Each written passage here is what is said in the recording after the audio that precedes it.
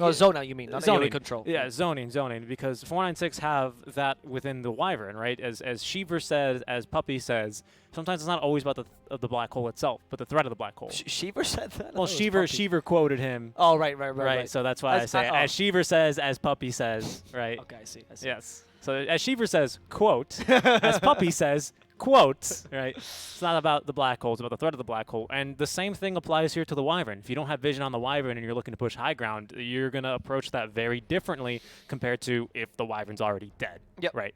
It's just a fact. And Winter's Curse is a low cooldown ultimate as well. Yeah, for what it is. relatively, honestly. for how strong it is as well. Now that Winter Wyvern can actually pick up a cheeky little Orchid, cheeky little Bloodthorn, and actually start pumping in some damage yourself. Hello? Yeah, it's no joke. It is really no joke.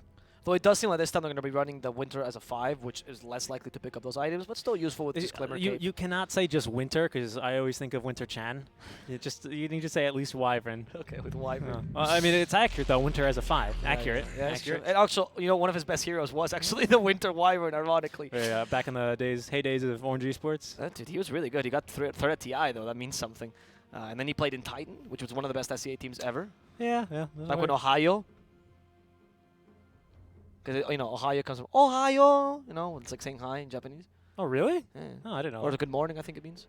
Yeah. So it's always like, Mr. Ohio. Oh, okay. Yeah. As in a greeting, a formal greeting, very formal greeting. I'm a very big fan of Titan. I really love that team. You have to be formal because the King of Demons, TB, is here. Indeed. And TB is a pretty decent answer to Void, especially in the early game. Void does not have the damage to actually beat him. You need some sort of outside source of damage to actually kill the Terrorblade. He's a surprisingly tanky hero. And later on, if Void does not go for a lot of magical damage items like MKB, but also Mjolnir, etc., TB can usually tank you in the Chrono as well. And the issue with Void versus TB is that you really need to kill him in the Chrono, because otherwise he just sunders whomever, either you or one of his meat bags, and... Yeah, and it's GG from there. And, exactly. and the hard part is going to be doing exactly that, because not only do you either need to first kill the Wyvern and then Chrono the TB, you need to do both, right? And Faceless Void, assuming 496 are going to play this properly, they're not going to ever have Wyvern within Chrono range of TB. Yep. That's simply a lose condition right there. If that is true, I think who is it? It's not Jackie anymore. Is it from Motivate.Trust, right? Who are you referring to? The carry. I actually got to check. It's Q. Q. Yeah. Yep. Q is the carry here. Sorry. My bad. Yeah. Oh wait, no, that's former. It is Jackie. It is Jackie. It is Jackie. I was like, it's still Jackie, right? Q is on the 4. He moved. Yeah, Q is the sport now. Yeah, he moved as of last year. I was like, I remember Jackie. Jackie, by the way, he's gonna have a beautiful set on this Faceless Void. Oh, yeah, that man likes loves his cosmetics. You are gonna see. I'll make sure to. I'll make sure our observer. To have him zoom in on that. But yeah, if Jackie ever sees the Winter Wyvern either on the map elsewhere, like in pushing top lane or whatever, is dead. TB is dead. Yeah. He's a very smart player with his Chronos. I think the Faceless Void is one of his favorite heroes. He really stands out. Yeah, he's a really great player. Motivate.Trust now picking the Batrider. They took advantage of maybe a blunder or a mistake by 496. His 496, when you have last pick, usually your mid lane is much better because that's where your last pick goes, but that means your side lanes are kind of weaker because you define your side lanes before your opponent, and especially in the second phase where your opponent gets last pick, right? So here they define TB, but immediately the answer with Motivate is going for the Batrider, which is still a potential flex, right? So you could actually pick something here like a Void Spirit, for example, because you're looking for a consistent mid laner, and Kunkka's fine too. And if they counter the Kunkka really hard, just swap him with a Batrider, right? Like, it's always the possibility as a contingency plan. I really like this Kunkka pick because I think it not only do you already have a lot of area control with the Snapfire, with the Void, with the Undying alone, but Kunkka, if he goes for the Ags, adds that little extra bit of unpredictability that if he's running out in front, it might stop a Wyvern from getting off a Cold Embrace, might stop a Wyvern from getting off a Winter's Curse, might stop a TB all of a sudden. Like, it's this unpredictability that makes it really hard to play against, especially if you end up taking the Torrent AoE talents. So that's one of my favorite builds to see, just because I love randomness in Dota. I really do. I wish Casino Knight was a bit stronger. Sometimes you see him in the off lane every now and then. I think he's quite strong. I think people just don't want to use him. Storm picked now. Wow, that's greedy for 496 though. Storm is traditionally considered a soft counter to Kunkka, much like most heroes in the mid lane. He is kind of decent against the Kunkka, but the problem with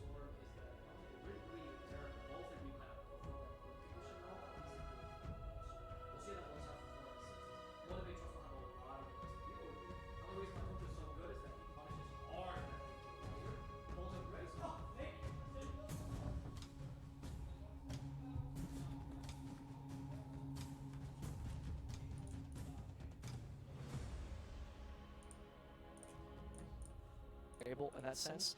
And finally, of course, the Go ship is a good way to counter the Winter's Curse, because you always give that Captain Coco's Rum, which reduces the damage that Motivate.Trust, or sorry, that 496 can put out. I really like Motivate.Trust lineup, and just because I also think they're a better team, I kind of predict that they're gonna win game number 1. Yeah, I think Motivate are definitely going to be the favorites here going into this match, especially because of how well they did. I think it was a 3-1 win in Boom Esports in the BTS Pro Series here in the SEA region, and I think that really puts them here as the favorites overall. Fearless on the Kunkka. I mean, it's just a really, really strong team that plays very well together. Boom Belt, particularly on the Undying, is a favorite, but Masaros as well is a very strong mid laner. He's no joke. I think, in fact, it'd be wise to consider him among one of the better mids as well in the region, or offlaners. Sorry, could you repeat that because I was moving to the room. I was just commenting how master tier Wyvern here though. I was just commending how strong all of these players are, right, on the side of Motivate.Trust, and also how well they do play together. Yeah, I think so. I mean, this is what happens when one of the things I do like about the Thai scene is that yes, there's a lot of mix and matching between the teams, right? But partially because of their kind of national pride and partially because of their English language barrier, not gonna lie, a lot of the guys just keep playing with the same people over and over again, right? And that allows them to just kind of tinker and improve their teams little by little, right? I think too many teams in Dota, they're obsessed with the idea of just finding the best team as soon as possible, right? And they forget that sometimes the best team just takes a while. Like, Boom Bell has been like a captain in Thailand, the premier captain in Thailand forever. I don't remember a game where I was casting a Trust game without Boom Bell. And now, as well, Fearless has been playing with them for a while. Jackie as well. Q, as you mentioned, previously moved roles just so they could continue playing together. It's really nice to see that they're actually coming together.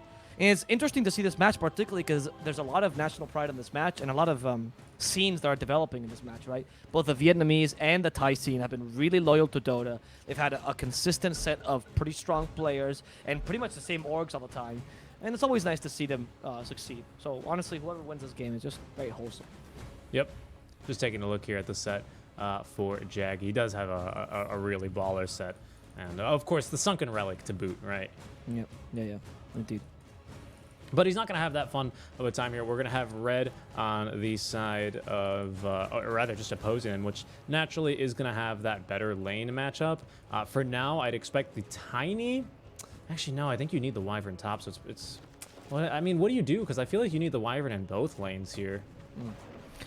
I'd rather put the Wyvern with a TP to protect him. Oh, actually, I don't know, though. It's a Bast Rider. I'd rather put the Tiny Heavy. Just to threaten with a toss in case. Just yeah, right. But Winter has the.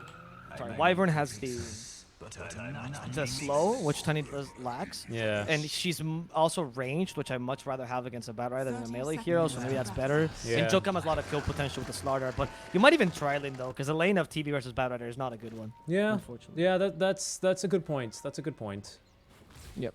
So it's a difficult one though. They obviously took advantage of the fact that you revealed your TP so early, and you knew the lane as well early, which is TB Wyvern, and they put someone against you.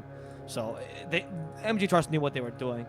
I'm kind of curious though about what's going to happen in the other two lanes though, because I think that it's really MG.Trust who's going to propose first this game. They have a faster tempo for sure. You went super greedy with the Storm pick at the end.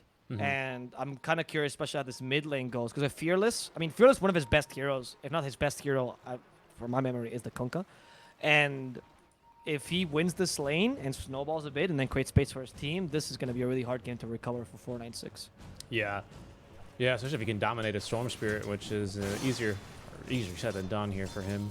Yeah. As naturally Storm, especially at level 3. Watch these spikes, man. The Storm Spirit level 3 spike is one of my favorites, because he just has the chance of doing of Kunkka more like a third, but on some other mid laners can be up to a half of his damage right at level 3, or half his HP pool rather. But we will have this tri-lane top for now. Jokam looking for a toss as Masaros has been scouted. Be slowing him down, and that BB in the meantime is going to pop that Metamorphosis. And Masaros, he's going to have really nowhere to run, but will at least buy himself a little bit of time. 2 stacks there of the Napalm, and that BB, I think he was maybe trying to get a last hit at the same time, but of course, even with the nerfed Napalm, that still slows you by quite a bit. But Masaros is just going to be ran down here by the supports eventually. Yeah, I mean, he just finds, he's like, well, I have nowhere else to run, so I wasted as much time as possible, right? It's not the greatest start for Motivate, especially because this lane is supposed to be your winning lane, but honestly, 496 is playing this smart. They understand that this lane is also the hardest lane for them to win, so and the most important one, so they rotate and make a tri lane.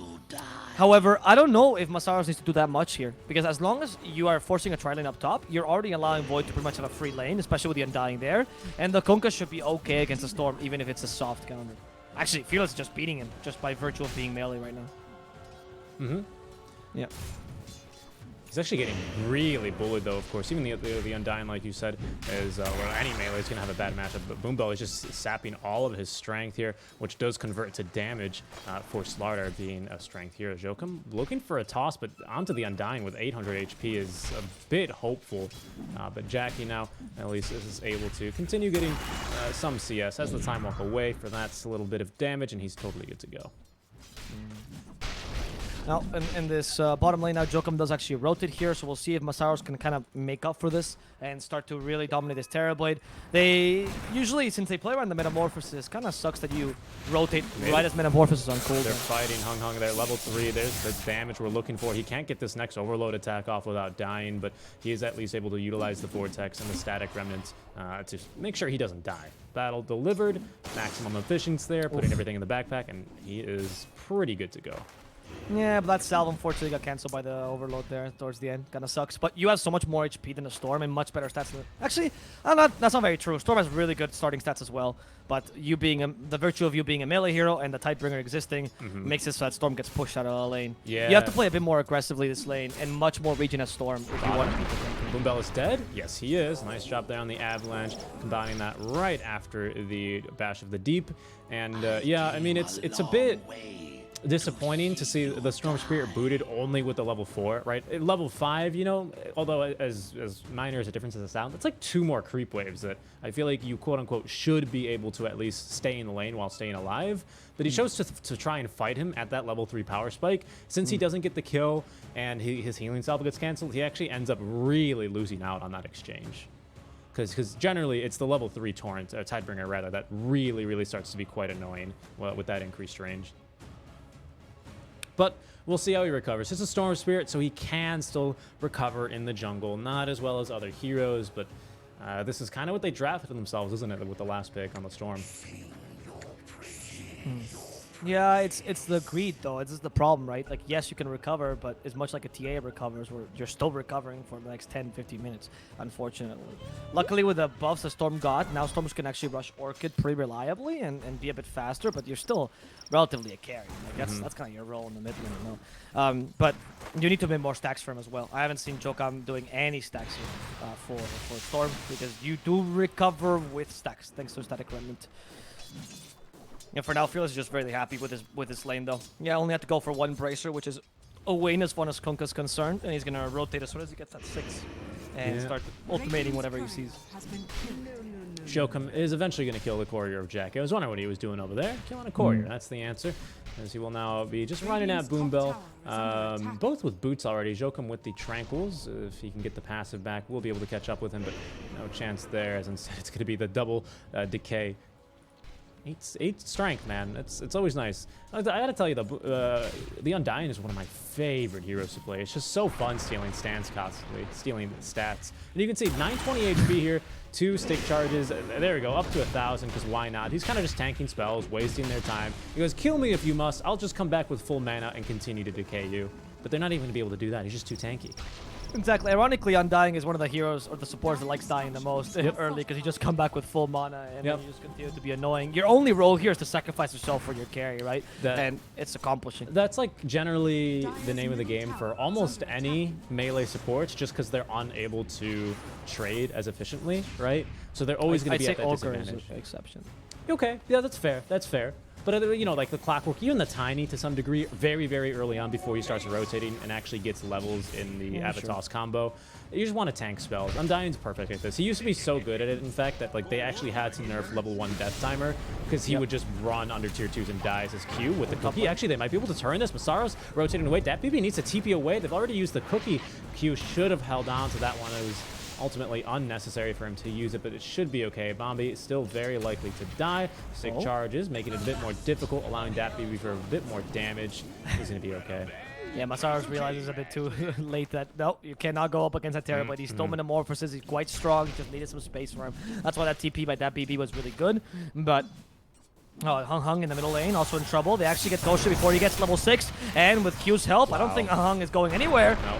But the Avalanche helping him out a bit, the toss, and they just throw his dead body as Jokam goes, well, that wasn't me. Now they cookie him though. They have a torrent ready as well. The body block to set up, but the body block was a bit too good. And Fearless expected his teammate to be worse at it. Unfortunately, Q, too pro for this game. Oops. Hate it when that happens. Yeah. Yeah, I mean, that's a good way to lose a kill though. My body block was too good. That's why we didn't get the kill. It's fine. Oh my god, they almost killed Jokam with the Tidebringer. He's still there with the Avalanche toss combo though. And Storm's coming back in. With the Invis, he's not level 5. He's so close, but instead they're actually going to TP their needed top lane as DatBB getting ran down by Masaros, realizing, oh, the Tiny's missing. I can be aggressive. Big kill for him there. That's really good, actually. That's exactly what we should be doing. Masaros, careful. Jokam, here's the cookie. And I think they're going to finish him off a second time. The Flame Break might not be enough damage. The body block is good again. And the Flame Break plus the auto attack, Masaros will get the kill. However, he will die at the mercy of Bombi. Oh, no mercy of Bombi, though, right?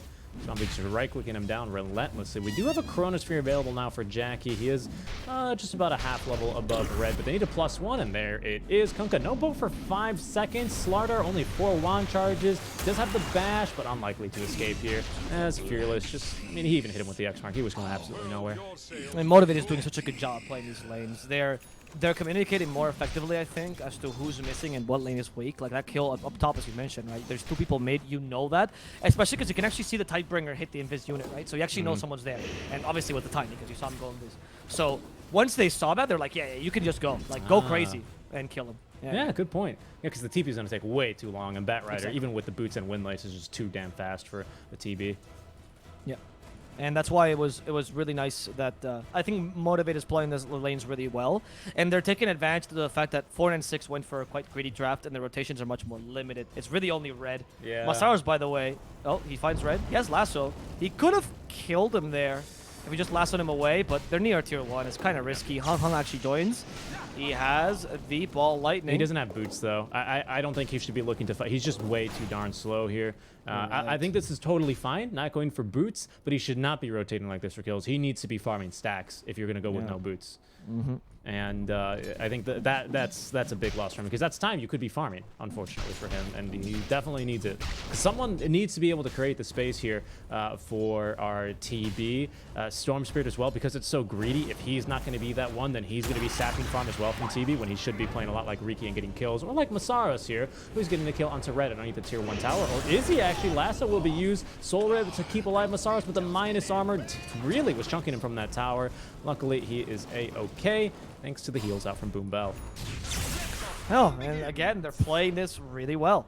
They're putting pressure where they need to put pressure, relieving pressure on the Void by being aggressive. Jackie, though, could be in trouble now, as DatBB has joined the lane, so is Tiny. Usually the carry is already going up to the top lane by now, or the off lane rather, to go for the safer farm. But Jackie's actually stayed here a little bit longer. They're going to kill Bombi. Really committing, I mean, the kisses are whatever, but the haste rune as well out from Fearless was maybe about to be timed out, so he was just under pressure to find a good use for it. But the kisses, either way, are going to let him get that kill quite easily. Yeah, I don't know if I love the kisses there, but it's fine. Storm Spirit, though, in the middle lane, he's trying to recover as well. And they're completely taking over now, or trying to take over the enemy jungle. But Jackie, he's really not giving this up, though. He's staying in that safe lane. It's his safe lane.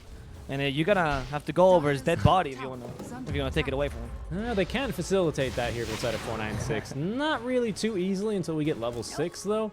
But really, if we take a look at net worth, it's kind of all Motivate.Trust at this point, right?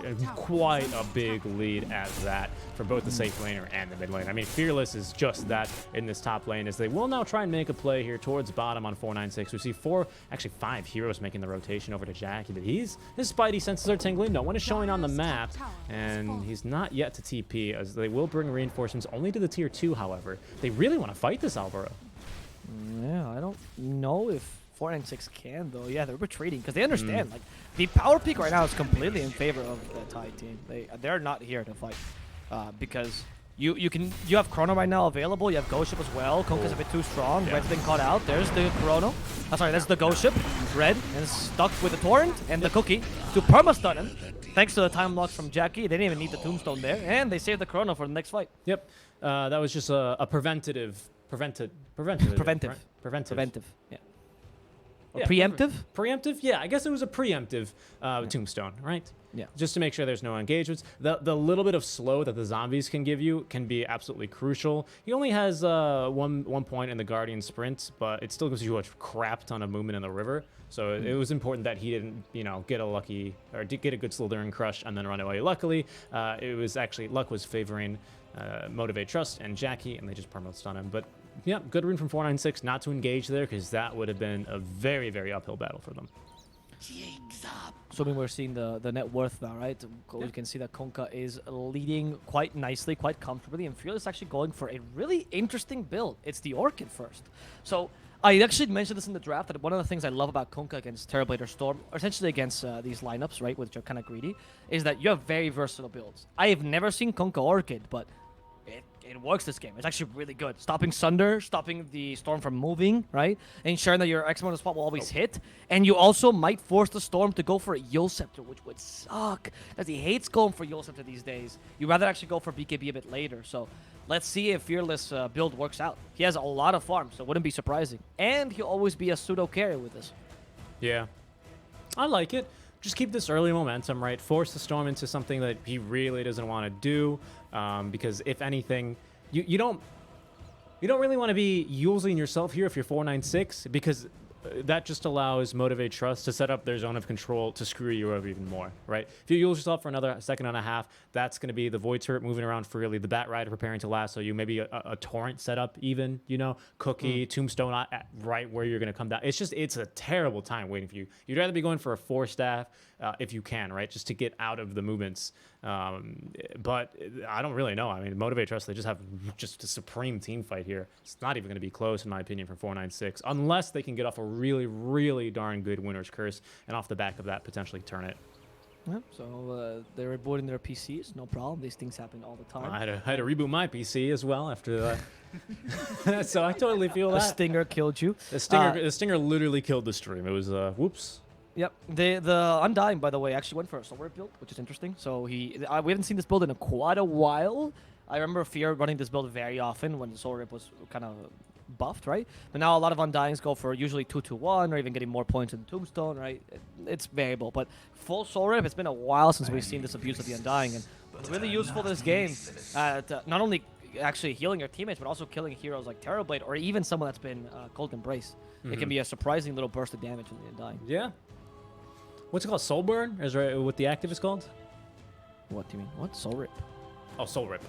I thought, sorry, I heard Soul Rip. I thought you were talking about you're talking Orchid. about the Orchid. No, yeah, no. Yeah. It is Soul Burn, but it's not. I was not talking about the Orchid. I was talking about the Soul Rip from the Undying. But thank you. You're welcome. We're going to see a Mask Commanders first and Jackie as well, and that's going to be a good way to deal with the Terrorblade. But until you get MKB, realistically, you're not going to kill this guy.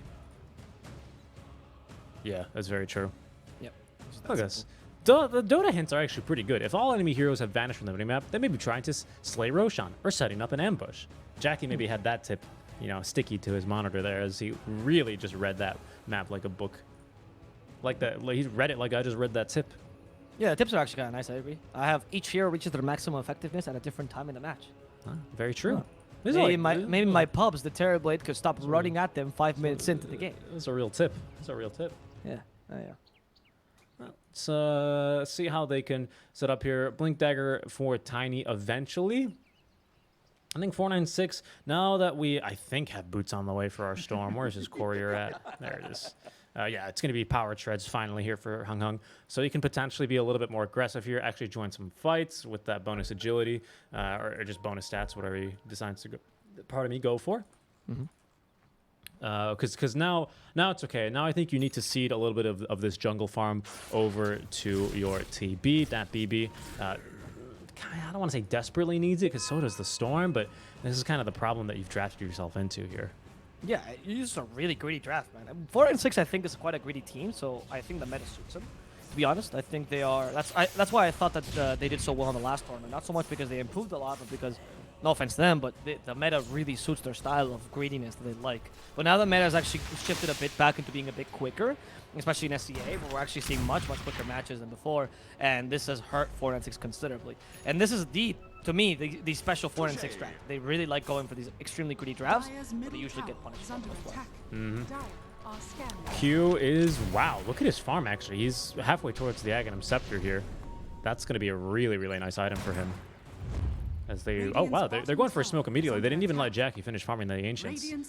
The line's being drawn on the map there. It's go time for them. They feel like they're very strong, and they're absolutely correct here. They can easily get a kill with Corona here and kisses, and basically just that's all they need. Let's see, Jackie. Oh, it's smoke on smoke. Alright, Bumby's not ideal, to be honest, especially when you use Chrono and Mortimer's kisses. But now, if Red wants to die too, then for sure, yeah. Why not? That's a 2 for free. Yep, 2 for free. I don't know why Red did that, to be honest. There was no need. They actually won that gank just by sacrificing Winter Wyvern, and Red made sure that it was worth it for Motivate. Yeah. Good. I mean, hey, good timing for Motivate to really go for an aggressive play like that. Chrono off cooldown, kisses off cooldown. Really no reason for you to wait any longer and just go for it. Although Bombi may be ready to TP in for the curse. They will back off though, as the Fortify definitely signaling something a little sketchy. According to our tip, our hero's missing off the map. They may be trying to set up an ambush. That's what Bombi's trying to do, but he forgot about the Spanish Armada here, which will now connect onto the Wyvern. They just simply don't have the magic damage required yet, and they don't want to be bumbling up. Although Boombell actually getting tossed right in as the sacrificial zombie. He will drop. That was Joachim making a very nice play there, getting him closer to the Blink Dagger. I like that you call it the Spanish Armada because it always crashes and it's very accurate representation of what we crashes into the rocks of Gibraltar. Yeah, exactly. Because it was the invincible Armada until a storm. Until a storm. Until quite literally. Yeah, exactly. Right. Oh no! Very perfect. Very perfect game for that reference. La Flota. La Armada. No, we call it Armada in Spanish as well. Oh, really? Yeah, because we respect it, right? It's not a flota. Flota is for plebs. Well, Flota is just a fleet. Yeah, but Armada. When you call it invincible, it's much bigger than that. The HMS Invincible, the ship that could never sink. Except for Storm. Anyway, this game has slowed down a bit for 4-6, which is good, especially with that little kill. But Kunkka is just looking for his Orchid, really. And I think he almost got it. No, he has it. It's coming on the courier. Now you go for smoke gangs and start killing things. Like, for example, Bombi, who in the middle lane got caught by X-Mark spot. The base starts playing, and you know you're going to die soon as they use Mortimer's kisses. Bombi has no chance to counter-initiate. Yeah. As soon as that base, that sick baseline starts playing, you're in for a very poor time. It's the scariest sound in Dota when you hear the dun dun dun dun dun. You're like, oh, GG then. Trying to think of a scarier noise. I don't know, man. I mean, I think for me recently it's been more Sven popping the ulti and noticing that he has an Aghanim Scepter, and me going, well, there's literally nothing I can do. He's gonna dispel my Yule Scepter. That is true. That is quite scary too. But there's less of a tension building, right? It's more like a jump scare because you just hear "Rah!" and then you're done for. Like you don't have time to think about your death. Kunkka gives you time to realize that you're gonna die soon. Oh, that's true. That's true. I guess that's a different horror, right? It's a different genre. Yeah. It's a more calculated horror, right? It's a Hitchcock kind of horror. You get that vertigo going with the what is it? The Dutch angle. Yes, give me the Dutch angle. That's what it is. Boombell here, speaking of the Dutch angle, he's going to be going for the Holy Locket, which we have seen some European teams doing on the Undying. There we go. That's the connection. Yeah, sure. I was going to say because they were part of the Holy Roman Empire, but that's pretty good too. The Holy Locket is good on the Undying. I love it very much because Soul Rip is actually a really low cooldown spell, so it benefits you. And honestly, what else do you build on Undying? He's a very item-independent hero, so you might as well go for Holy Locket and boost your team a bit. Yeah. It's that or Glimmer Cape, really, this game. I think it's really nice. You always dream about going for Ags, or even Assange is ridiculous on this hero because it synergizes so nicely with your Flesh Golem, actually.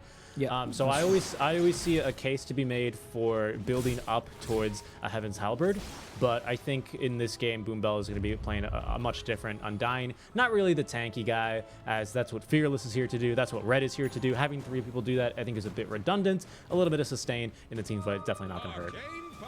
Torn on Hong Kong. They do actually. Well, he's like, what? Orchid? The Kunkka bought it just for you, friend. And now he gets hit by the lasso as well with Mortimer's Kisses. Winter's Curse is not going to save you. Fire does beat ice yet again as they destroy Jokum a second time. Red trying to find the river, but They can bring him back. Again, it's the base of death. They got the cookie too, and this Slardar just wants to live. He's tired of being stunned, slowed, pummeled, but nothing else is gonna save him. Masaro is still going for the kill on that BB, but unfortunately, I don't know. You don't have any lasso. You push him back. Your team is trying to join. The X-Mark's spot is nearing, but he's a bit too slow. Masaro's will have to do this alone. He gets hit by the Sunder. He's still trusting in his kill. He gets healed by a Soul Rip, and it's worth it. They managed to kill the enemy carry, now using the X against Bombi, but they realize they dove a bit too far. Yep. It's time to back. I just want to point out that Q already has the Aghanim Scepter and had it for that fight. That was like a 15-minute Ag Scepter. Now, for comparison, Mac, when he played it earlier in the Summer 13, he had it, I think, at 14 minutes with power treads and bracers. Yeah, he had it with additional items. But this is not a mid-lane Snapfire. Yes, this is, as Alvaro was pointing out, this is a position 4 Snapfire. No, it was also naked. It was also like without boots, though. He had coffee boots as well. Ah, okay. Yeah. Oh, wait. Careful, the Konka could be in trouble. The amplified damage deals a lot of damage and feels done. But Jackie is going for the Winter Wyvern alone inside that Chrono. Gonna work out for Jackie, but how do you deal with that BB now?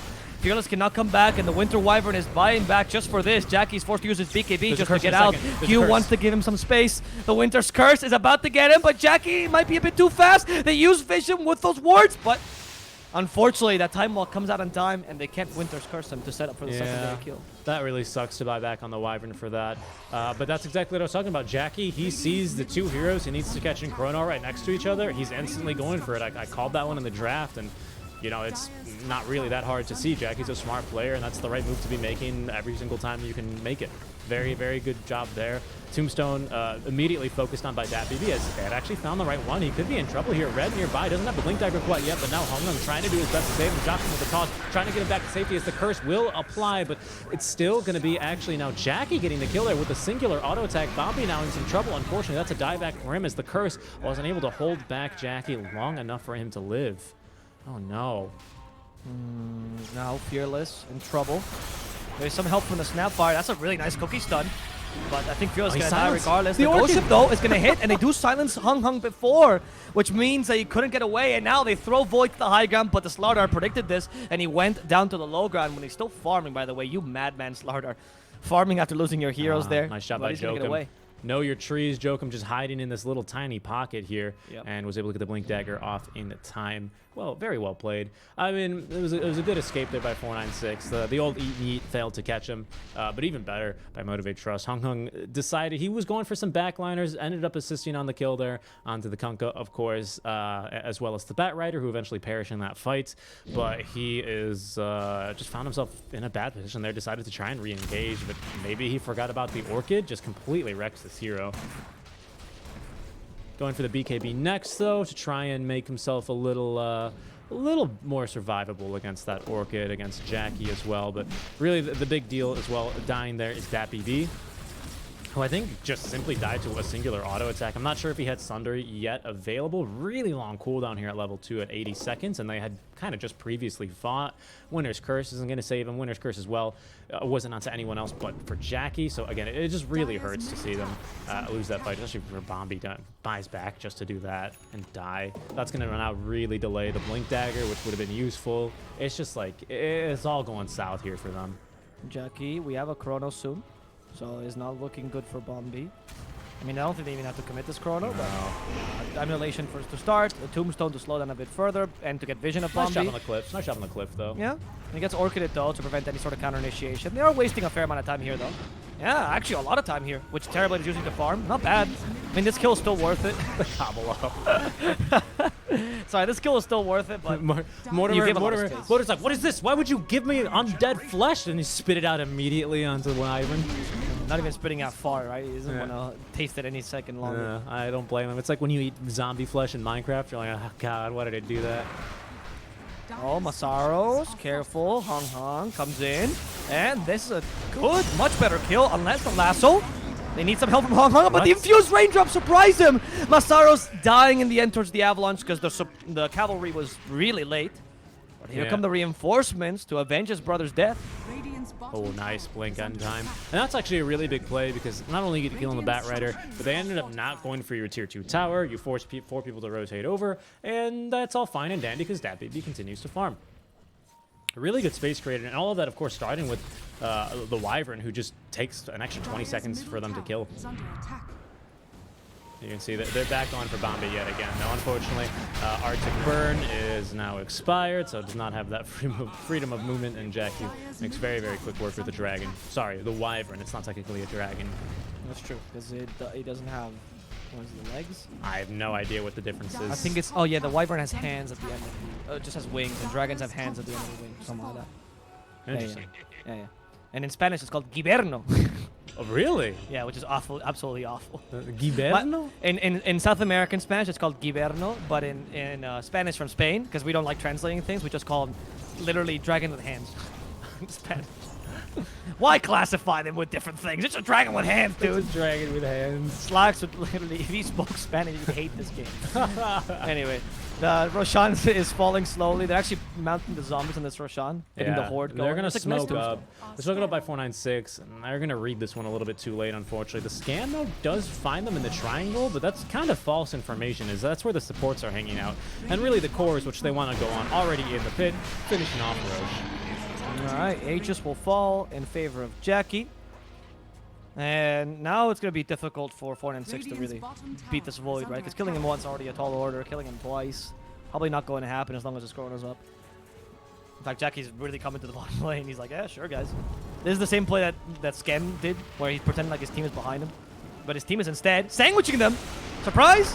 Or maybe they actually get surprised as Boom Bell's going to lose his life. He doesn't get to put the tombstone down. No, we don't have, didn't have it anyway either. Oh, nice job there, BKB. So I mean, a bit actually preemptive there, but now the team fight actually going to go to the side way of Motivate.Trust, as they will catch one. Red taking a lot of damage. In the meantime, though, they've actually lost the Batrider. He got caught trying for Hung Hung, and now Wyvern still available, has no Chrono. He's going to be silenced up with the Mask of Madness. That's going to be now the Aegis down. We still do have this Winter's Curse to play with here as well. Red's still alive. They couldn't even kill this guy. Jackie finally BKB and going to time walk and finish the job himself, but will be forced back here now by the illusions. Oh no, Alvaro. They're going to turn this one yet again. I don't know about this. Jackie losing his life simply to 496. They're going for Fearless. Nice clumsy net to pretend like they can go for Q as well. And Undying is back because his team fight lasted too long. They go for the Orchid onto the Terrorblade. Buyback on the Batter as well. Boyd's not buybacking though. Dat BB could still be in trouble. They lasso him, preventing the Sunder. And that's Dat BB dead. Also, he threw a bit there, to be honest. They have a Flame Break to bring back Jokam. Let's see if they can. Yes, Jokam is brought back with a toss, annoying Masaru slightly. He's still keeping on his tail, smelling his farts, and killing him with a fire of him. Long fight. Lasted so long that the Undying could finally come back. Not a good fight for either team. No, I think Signature actually made the bigger mistake, though. I think the Mask Command is there towards the end of the Void was a big blunder, considering how safe Jackie plays in the Void usually. I mean, you mentioned in the draft, right? The guy has pretty good Chronos most of the time. He saves the Chrono to the right moment, and he did save it quite a lot. And then using Mask of Madness towards the end, when it was around the time when Chrono should have been used. I think Fearless deserves a little bit of the shame there as well, as he actually walks back. He's looking for the, I think he was looking for the Orchid on the Wyvern, but he just ends up walking straight into Jackie's Time Walk, and then it sets up for a really, really nice Winter's Curse. Yeah. I don't think that kill is as easy for them if Fearless is outside of it. If he's able to provide the run buff, he's able to you know, toss in a Torrent or anything, right? Unfortunately, that's just how it ends up then for them. 9K still in favor of Motivate.Trust after that fight, though. So that's, you know, a lot to do about nothing, that team fight, I think. I mean, that lasted the entire Metamorphosis duration, actually. Nearly back off cooldown now. Masaros? Invisarin should be fine. Yeah, that's true. They don't have any protection. That's true. But actually, the Terrorblade, they're kind of ganking, it seems like. Maybe they could find Red, though. He's got no follow-up. Masaros shouldn't go for this, as they do have a courier in the side shop. It's the full MKB. Oh, Jokum's going to see that. Oh, no, they're going to be going to fight instead near the Ancients. Oh, nice lasso. They're also fighting with a Chrono down bottom, as you mentioned. And I think the Terrorblade might die in the Chrono. No, activates BKB in time. Jackie as well to prevent a Sunder. He sunders his blood bag. Red is going to fall. He's being cooked like fish and chips, but that BB is the real target here. He manages to make it out. X marks the spot, however, to bring him back in. Fearless plays those Base of Death together with the Undying. Silence again, but this time without Sunder, doesn't really matter. That BB is down for the count. The tier 1, by the way, is still up, so they realize this now. They're like, all right, we got to back out. What if this... That's not the fight recap we're looking for. Batrider ends up dying to the Storm, I believe? In the meantime, we had 2 little fights. Yeah, But Bad he Rider just- was dying top. He actually lassoed the Tiny, trying to kill him. And he did get a kill on the Tiny, but the This- Storm counter initiates. And killed him. Yeah, DapBB still ended up dying there, which is going to be a big loss. There was a really good Winter's Curse, popping the BKB immediately after. Good target priority by Q, realizing it immediately. He's going to pop BKB, go ahead and switch that over. There's no use. Onto Red, who's trying to make quick work of the Tombstone, only to find himself with about less than 10% of his HP remaining, courtesy of DapBB, and he's going to end up dying in that fight too. Yep.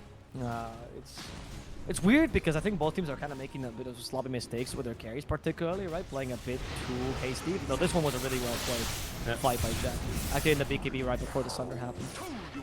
Free kill there for Storm Spirit. And Hung Hung now up to 20 Bloodstone charge. He's actually opted against going right into that BKB. I believe now he has it coming his way. Indeed, he does. So he's going to be really happy with how he's recovered here, because this gives him a lot more sustain in these team fights.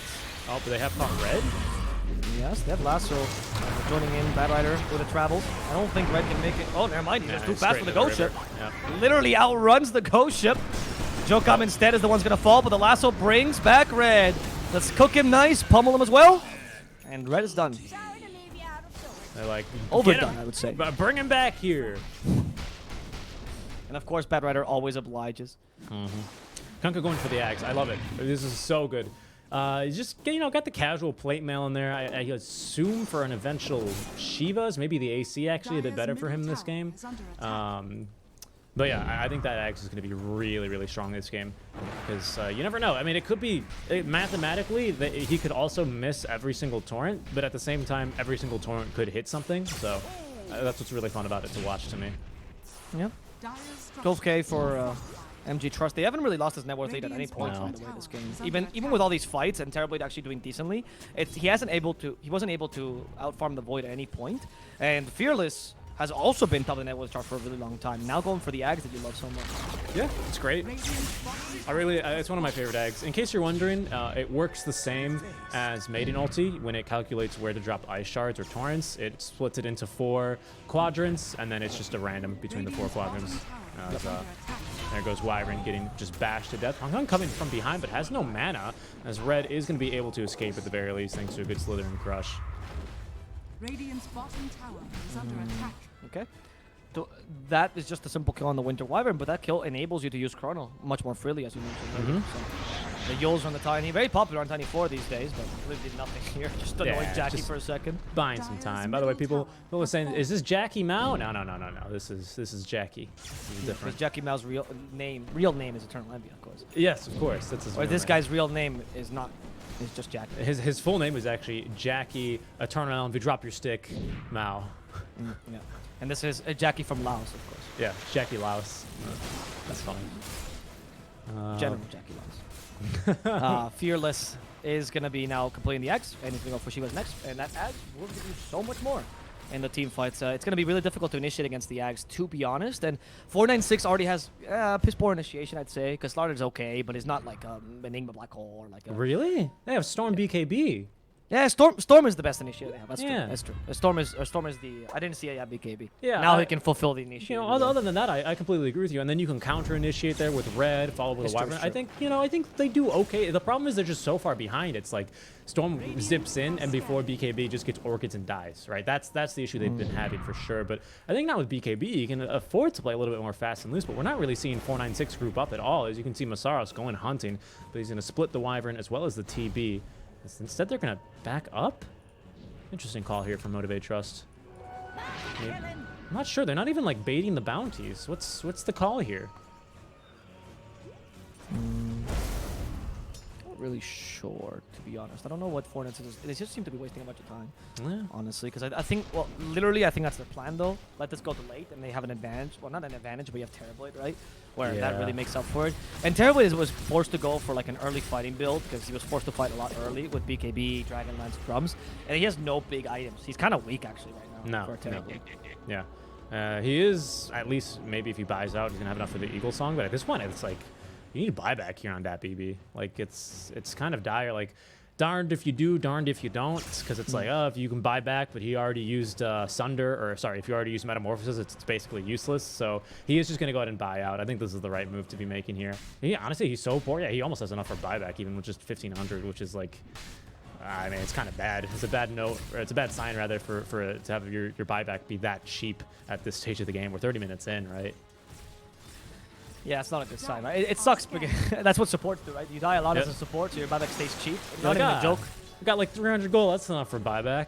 Exactly. Like literally, what is Boom Bell's buyback cost right now? Okay, it's a bit more expensive, 755, but you know. Supports, by the way. Bumby's being cooked on bottom. Storm is helping out though. Masaros.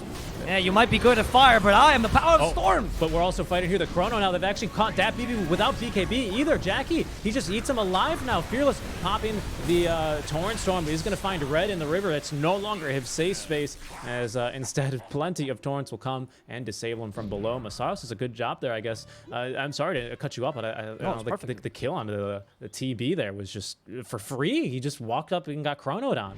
No. It was perfect because actually the way that we casted really amplified what is going through 496's mind right now. They were concentrating a lot on that kill down bottom. That's why the Storm went down. This is the second time this happens, by the way, so it's clearly on purpose from Motivate.Trust. So they were concentrating on that Storm kill, like, yeah, Storm's got this, no problem. They're not really thinking the rest of the team are going to engage, and they go for a variation of the SCA smoke, where it's not that he's dead yet, but he's going to die. Masaros was definitely being sacrificed there to get a much better trade on the Slardar and the Terrorblade. So really good play, very creative by Motivate.Trust. It's the second time they do this, so clear the intent.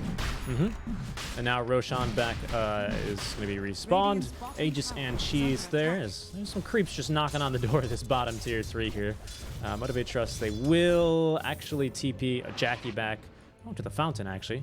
Has he got a new item here? No, he doesn't. Just regen. No, he got. No, that's really right. Maybe the recipe, but I mean it's not going to matter anyway because it's not like you can. There's no side shop anymore.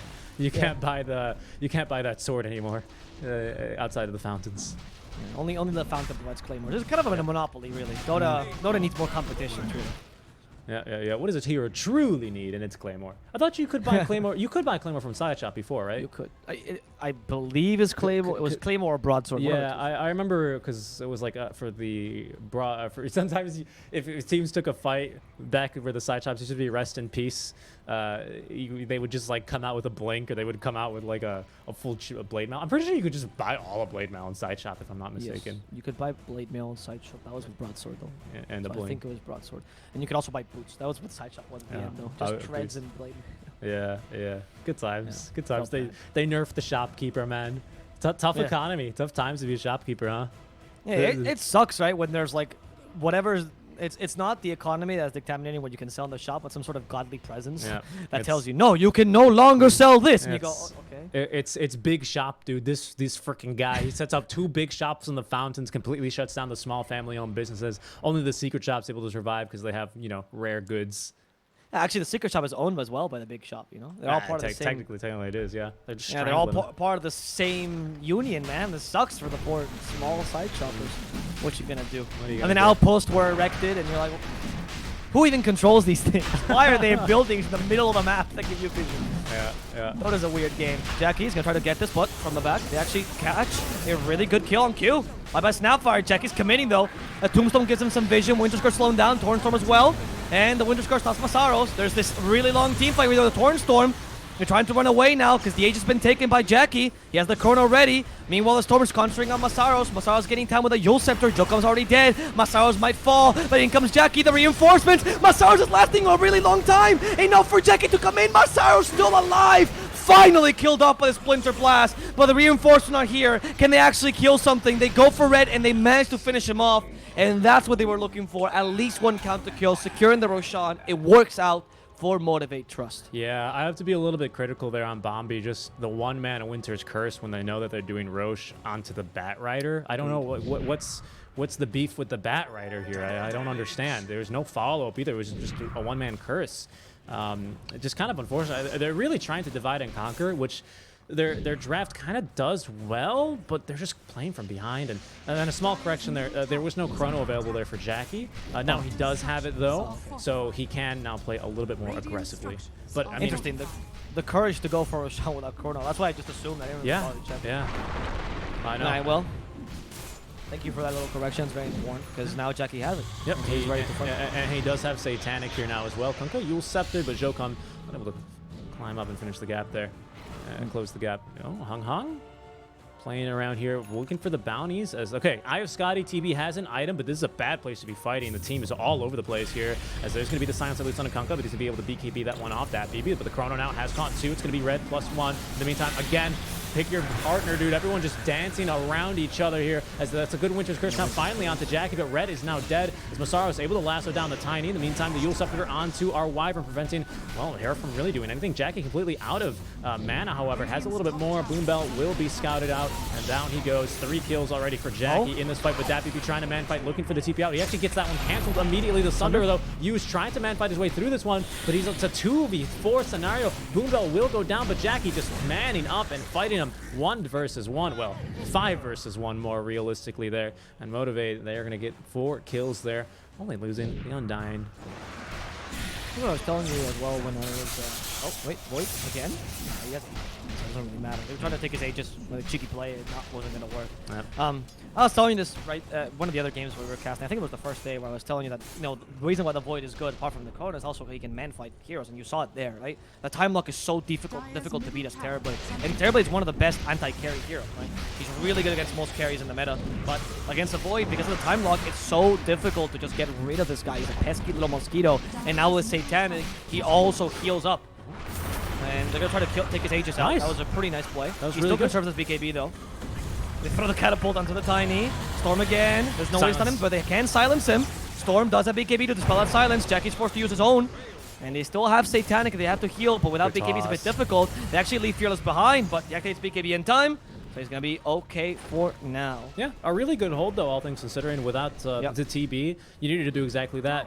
Shatter their confidence by removing and deleting Jackie, by getting rid of the Aegis, and from there, Tier 3 and back. That's going to be the call for Motivate.Trust, as, I mean, 20k up, 36 minutes of the game. It's pretty commandable position on the game. As 496, they're going to go for the smoke now as 5, and see if they can pick anyone else off here. It's still a massive lead for Motivate. Like, there's not been a point where I feel like 496 is even winning, even if they've been holding their own. That's a kill on the snap, though. Yeah, that's a good kill. I mean, they managed to kill the supports quite nicely, and they get good pickoffs, but when it comes to the team fights, they just always falter to Jackie particularly. Is that a dieback? It is. Oh, yeah, it is, that's the death back time, or the cooldown. Not really a dieback in the traditional sense, but the death penalty is going to be applied there. Indeed. Well, we're going to have Scotty's next item on Jackie. As if it was already... Like, Terrorblade's only advantage against this Void was the Scotty, but now when he gets his own, it's going to be really difficult for Terrorblade to fight him alone. Even with the BKB. They do have Jackie Chrono available. Oh, they're looking for this play. Yeah, what it is could be Boom Bell huge. doing? Is he going to bait? It's going to be hard. It's going to be difficult. 20% backtrack down as well here for our Faces Void. Unfortunately, the creep wave just in a bad position here. Surprised Jackie didn't, like, time walk over a few trees, right, and then, you know, wait for the cooldown and time walk back out. But it's really hard to catch a Storm, especially when he has that level 18. So the cast point, I mean, he's level 25 now, and there we go. Probably one of the best 25 talents in the game, I would say, especially when you're playing from behind. This one is really a blessing. Backtrack, yeah. I was going to say for the Storm Spirit, actually, the Ball Lightning creates remnants every 600. Pushing against this stupid hero is the dumbest thing in the world, I swear. He just ball lightning his TP, that's one push, right? Yep. Then he does another ball lightning back if he has enough mana, and then that's another push. Yep. And then you start crying blood because you're like, how do I even get up to this high ground? And then Storm picks up that blood and puts it in his bloodstone, and he has even more mana, right? It's ridiculous. I honestly think that Storm, the way that he's designed now, is he just fuels himself on your tears and stuff. Right? And then he goes, haha, you know, like oh my god. I'm just thankful that Tinker is not viable right now. Yeah, that's really a hero that's gotten me close to tears in Dota too. I'm not gonna lie. There's some Tinker spammers that are just ooh. Somehow I always get the Tinkers in my team. They're not spammers though. They're just bad. They're just bad, well, that's what happens. This is what happens, yep. Okay, we finally have level 18 on Bombi, though, so hopefully he can get some better Winter's Curses here. We've not really seen... We've seen a couple of really good ones, to be fair to him, absolutely. But sometimes when it's not there, it's really not there for him. And you're definitely noting the lack of that curse in some of these team fights. As we will smoke up here on the side of Motivate.Trust. Playing a bit aggressively here. Actually, smokes will pop on Boom Bell, so they know exactly where they are. Masaros with the Blink Dagger could go for it. As Jokum with a toss will find one, but there's going to be immediately the punishment onto the Wyvern. Can they keep her alive? Look at this, the Chrono, though. They're going to find only the TB, and the Wyvern actually tossed right back in, so there's no curse available. Jackie, nice job there. He knows he has to kill that Wyvern first, with that BB now popping the BKB as well. Able to actually fight a little bit longer here. That second Tombstone drop, thanks to the death of Boom Bell, is going to force him to stick around a little bit longer, but Bombi will buy back now. Storm is coming in with a silence. The Yosef because like they're done with him. They don't want to deal with him anymore. He does the BKB and they Winter Curse the Kunkka in the middle of Torrent Storm. Storm just walks in, doesn't care. His name is literally in your ability and is going to proceed to kill Fearless. And that's the Storm that killed the Armada there, isn't it? It really is, huh? The poor captain didn't know what to do. Jackie at least got away, but as you mentioned, that was a really... I mean, it was a bit of an awkward team fight by Motivate because they kind of had to do the weird chrono just to go in. Snapfire was actually just barely out of range, so she couldn't hit the Terrorblade with Mortimer's Kisses because she did it from really, really far away just so they couldn't be cancelled. And it became just a very awkward team fight by Motivate that kind of got saved by Tombstones, which delayed 496. I don't know if Wyvern was already in chrono range, or in that chrono AoE, I should say, not really chrono range. But Jokum did end up tossing. The Wyvern is one I saw. That's why she was stuck so high in the vertical plane.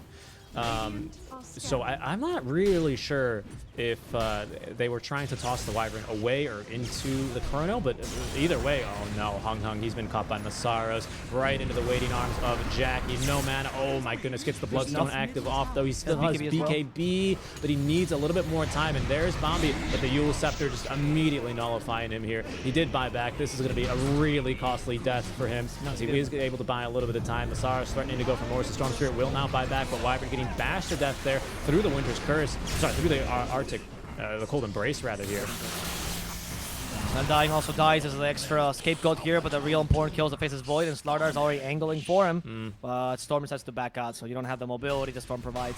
It was still a good kill. Getting the buyback off, or forcing the buyback, I guess, is really smart. And Jackie, I like that he itemized for the Aghanims. Really good way to just catch up to the Storm and still deal damage. And again to Red, right? Time dilation, but he doesn't really care about your patches anymore. He has Satanic, a lot of side resistance, but you are fighting near the enemy outpost. I don't know about this one, 496. Never mind, Jackie's gonna die. He's not gonna buy back just yet. There's the Mortimer's Kisses trying to fry Red, and they kill him with a Ghost Ship in the end. The Armada is here. Storm trying to jump over on Q, but there's a Minotaur Horn on Q. Also a BKB. Storm is forced to TP, and instead is the Terrorblade who gets stuck behind. He wants to get a Sunder, but everyone's BKBs. Where's my blood back? Where's my slave? Someone give him the Sunder. He's been silenced right out of the BKB, and he's not going to be able to survive. Tiny not positioned perfectly, and he's gonna die without giving Terrorblade any HP. That's brutal.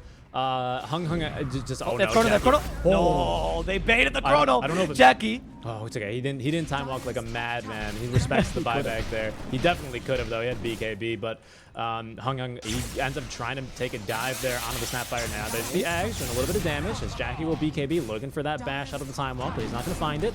And we can buy a lot of time here. We will have a Winter's Curse available, which could potentially turn it. And now buyback all of a sudden on our TB, as well as the Metamorphosis here. So this one's not yet over. No, it's not. Oh. As the Storm walks in again, he got surprise silence. There's no BKB on him, but the Winter's Curse gives him enough time. Nice, Hung staying near the Winter's Curse target. They're going to punish Bombi for this, though. Poor Bombi. Yeah, but he did save his teammate. There's the lasso as well for the second support. It's falling apart. Murdering the Tiny. Just one by one here, Avo. It's hard to watch. Yeah, they are the supports, though. They're just doing this to save their cores for now. But it's a 3v5. Pretty important supports, especially with that Wyvern forced to use the Winter's Curse just to make sure that they don't actually lose the Storm Spirit there, as he ended up putting himself in a bit of a precarious situation, getting caught now by the Orchid, which of course is instant cast time, so you can beat him to the punch there if he's trying to zip-zap away. I'll try to find now the Roshan. It comes with a Refresher Shard, which by the way, I actually argue it's better than the Axe. Someone just pointed out, Jackie has both Mask of Madness and Satanic. Oh, right, he didn't. Oh, yeah, it's true. He didn't descend. Just curious. He did buy back in that as well. It felt like one really long team fight.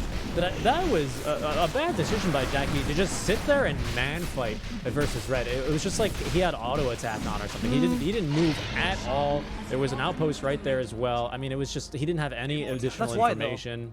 Because if there was an outpost, though, I think that's why it was smart. Because they had the advantage of the outpost, and they could always buy back and TP I back guess. in. Yeah, So, I guess. maybe he was baiting that. It seemed way too coordinated, right? It didn't seem like a mistake, to me at least, because they were a bit too decided about it.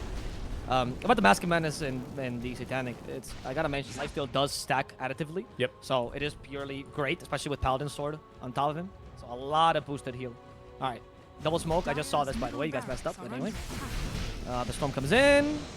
Jackie has BKB, so it's fine. But Storm is doing the stupid shenanigans. My God. Yeah. Oh, but Masar's already crying blood, and he's going for him. He's like, Yeah, I'm done! Good luck, though. I mean, even though he's died a few times, 25 Bloodstone charges, that one seems nearly impossible. Jackie, though, is going to have Chrono back in 10 seconds as Masaro's still hunting him, nearly actually running into each other. Misconnections. Mombi as well, Blink Dagger, and the Winter's Curse fail, but they are going to lose the backdoor protection. Masaro, so nice job. He's going to cut off Hung Hung, but unfortunately just miss out on him here.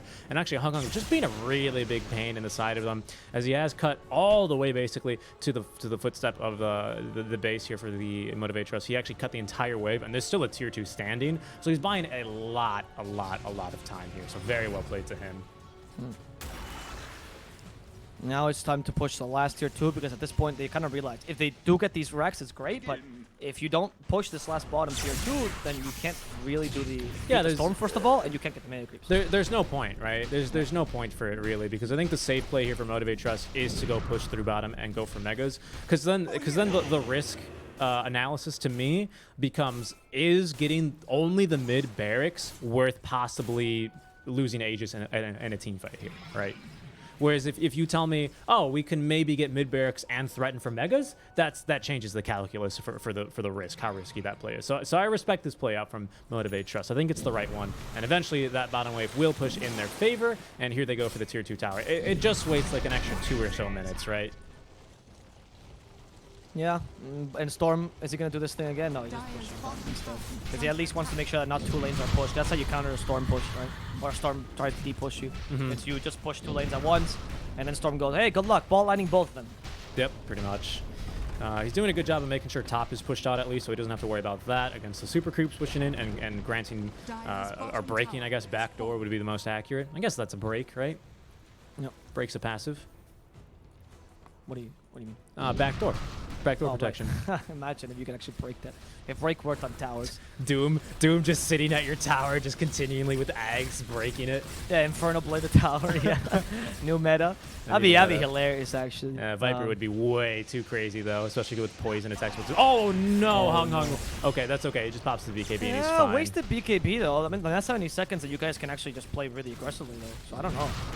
I don't know, man. I think this is kind of a blunder, because you have Bloodthorn, which, by the way, Bloodthorn now, not even Orchid, now available, and you can proceed to just go and destroy his tower.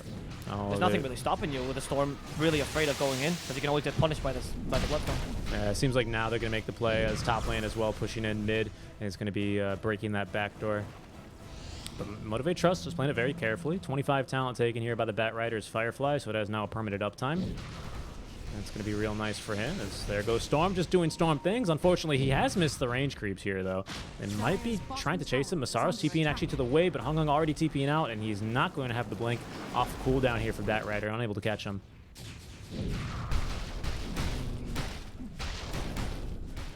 So just wasting plenty of time. Make that Jackie, rather, has now the Refresher shard in his back pocket. Just they kill him once with the Aegis, and he comes back with double Chrono. Now, good luck trying to beat that, right? Yeah, this also means he can afford to BKB on his first life too, right? That's true, actually. Yeah, that's very true. Yeah, so Jackie can play a bit crazy here. You gotta be really careful, because he has full, as mentioned, you can BKB on first life, Chrono on first life, so you can't really wait out that Aegis safely. Nope. That Tombstone, by the way, has been great at giving vision and keeping the enemy team away, canceling Blink Dagger, so really good positioning on the Tombstone until now. I'm surprised they fortify this early here, but they're going to make the decision anyway. I did hear a gobble up, so Snapfire ready to toss, I presume, Masaros in, but no, Masaros inside, he's going to blink out himself. Unfortunately, unable to catch the Storm Spirit there. Jackie just... he didn't use gobble up. My bad. Just check, this is off cooldown, right? So just a slow siege here. Smoke again, just to try to surprise them with an initiation. Jackie continues to push, right? I guess guessing. Good effort. Just setting up a puddle. Good effort. Yeah, the Storm, and Boy just falls after him. I want to fly too! But Storm actually messed up with that ball lightning. Ooh, the creeps ignored it. Look at those creeps. Genius creeps. Aegis has been lost. Yeah, I mean, that's the Storm Spirit. It's so hard. How do you push against this? But it's slow and consistent push, but it is pushing, right? Like, you're just losing slower. Oh, yeah. I love the Lotus Orb on the Kunkka, hard to beat him, but now with a toss, bring him back. Fearless still has that BKB. And he can still set up the Torrent Storm. You gotta be a bit careful. They do catch the battery though in the backlines. Masaros went a bit too far in. Yule Center get more time. He still has the BKB. He's gonna use it, the sword to help him, but he's dead, unfortunately. Great Red, no, Winter's not a Curse. target. Winter's Curse to stop this Void from hitting any further. Now it's time for Void to use his Chrono, perhaps. Could not find a good one, though. Without Curse, though, he's going to be a little more balls, but it's great Vortex now into 2. Storm actually nearly zipping back into that one, but it's just going to be that BB instead. He's stuck inside. He actually doesn't have buyback here. He's on cooldown for another minute. Killed him. Down he goes. He's just dead now. Quma, in the meantime, gets a Cookie Stun onto Jokum, as now Jackie running right back in onto our Tiny. Red looking for a bash, but he needs a few more there, as he will heal him up, but here's the magic damage coming out. Actually, just managing to out-heal him, but again, Jackie with the bash is able to make it happen. And in fact, now that Aegis is gone, he's going to have another BKB and another Chronosphere. Silence up will be Kunkka, though. A nice stun onto Jackie. Is he actually bash him once, but he's not going to time walk it off. He's just going to drop the Chronosphere right on top of Red. Nice Cold Embrace there. Red's going to stay alive a little bit longer for another Crush, dropping another puddle as the Snapfire trying to blast him down. Does a good job of that, assisting him, but now, oh no, caught by the Bloodthorn and just no BKB. He doesn't have a BKB. He's got a Cold Embrace. Are they going to be able to keep him alive? He's got a Ball Lightning, and he didn't decide to try and use it, though. But he has buyback. That Thumb Walk was a bit too quick, unfortunately. Hung didn't do it in time. And there, Jackie is just looking for the last remnants, the stragglers from 496, as they're looking for the towers as well. The Rax is going to be Mayakreeps most likely. I mean, there's only Storm against the world, really. And Storm, yes, you're great at deep pushing, but there's a limit. Yeah. You're still 30k behind. It's time for the Rax to fall. It's time for the Mayakreeps to come up. Yeah. Let's see. Waiting for the horn. We do have another Winter's Curse. This fight has been going so long. We have another Winter's Curse ready to go here, as there's going to be another buyback now. Actually off cooldown here. They need to actually go now if they wanted to prevent the Megas from Again, the Storm? Yeah, Jackie just doesn't care, and he's actually been caught by the Bloodthorn. He doesn't have he does have a Cold Embrace. We're looking for a bit more as Jackie not committing, but look at that, actually. The Torrent, and actually the Armada locking down Bobby, so he can't get off the Winter's Curse. That's going to allow Jackie to escape freely as the horn for Megas now sounds. Fearless popping his own BKB, getting off a great Torrents onto 1. Q is going to be prevented from leaving, however, does not have the BKB, but does have that Minotaur horn to purge off the silences. He's just distracting him now. Winter's Curse onto 3. Is it going to be enough? We need a bash. We will find bash! it. And the Crush, no, it's not in time, though. The Slytherin Crush on cooldown. Q doesn't even, Q does eventually die. As now here we go. Hung again jumping in, has the BKB, but very low on the mana. Now Boombell completely out of mana. Speaking of that, as Red fighting in the river. This is a home domain, but Hung, nice shot there, getting the heal off, but he does pop that BKB. Jackie now surrounded by 5 enemy heroes. And look at the last one now. Who's it on? It's not to Hung, but the Thunder now. Actually, Jackie with the Satanic. He's to try and man fight through it, but he's going to get bashed. It's not going to happen. The Kiss is raining down. Level 25! And that BB just getting rained down by the artillery coming through from the Snapfire. Red trying to man fight versus her now. Boombell just still here, as they actually have lost. Now Bombi is going to be the lone strangler. Jackie buying back, but it's not going to matter. I think Creep finished the game. No, it's GG well played. No, he called it GG me. Oh, okay.